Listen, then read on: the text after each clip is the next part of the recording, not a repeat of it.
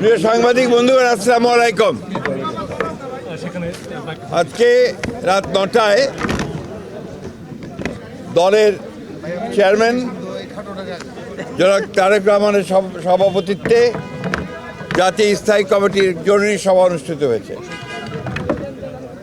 এই সভায় জাতীয় স্থায়ী কমিটি ইতিমধ্যেই আমাদের দলের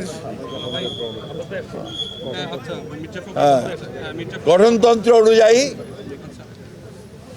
দলের ভারপ্রাপ্ত চেয়ারম্যান জনাব তারেক রহমান চেয়ারম্যানের দায়িত্ব গ্রহণ করায় সন্তোষ প্রকাশ করেছে আলহামদুলিল্লাহ, এবং চেয়ারম্যান দল পরিচালনার ক্ষেত্রে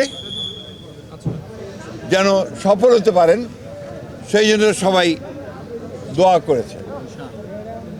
প্রিয় সাংবাদিক বন্ধুগণ, এর পরের যে সিদ্ধান্ত আমরা নিয়েছি, এই সিদ্ধান্তটি হচ্ছে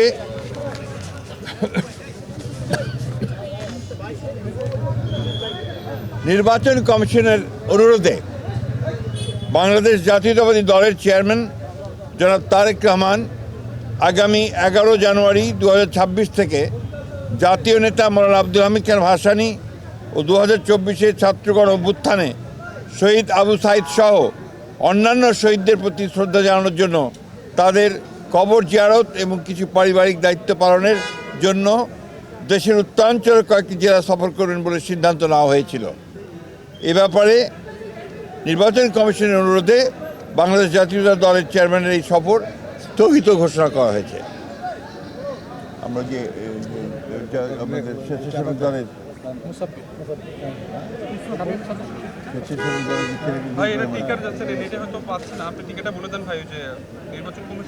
আপনারা ইতিমধ্যেই এই খবরটা সবাই জানেন।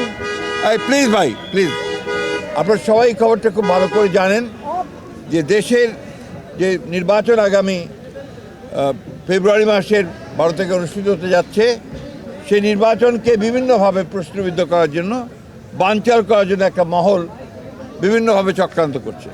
তারা ইতিমধ্যেই আপনি জানেন যে উসমান হাদিকে গুলি করে হত্যা করা হয়েছে। একইভাবে বিভিন্ন জায়গায় রাজনৈতিক দলের নেতৃবৃন্দকে, বিশেষ করে বিএনপির অনেক কয়েকজন নেতৃবৃন্দকে গুলি করা হয়েছে এবং তারা শহীদ হয়েছেন। এবং গত কয়েকদিন আগে স্বেচ্ছাসেবক দলের সাবেক সদস্য সচিব দক্ষিণে না উত্তরের সদস্য সচিব, সাবেক সদস্য সচিব মুসাব্বিরকে গুলি করে হত্যা করা হয়েছে।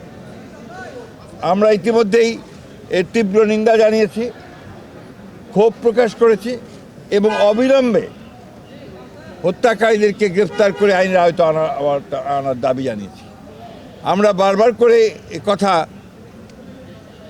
সরকারকে এবং নির্বাচন কমিশনকে জানিয়েছি, জানাতে চাই আবারও, যে এই ধরনের হত্যাকাণ্ড ঘটতে থাকলে এই দেশে নির্বাচনের পরিবেশ বিনষ্ট হবে এবং নির্বাচনের পরিবেশ যেন বিনষ্ট না হয় তার জন্য সকল প্রকার উদ্যোগ গ্রহণ করার জন্য, সক্রিয় কার্য প্রক্রিয়া নেওয়ার জন্য আমরা আবারও সরকার এবং নির্বাচন কমিশনকে আহ্বান জানাচ্ছি।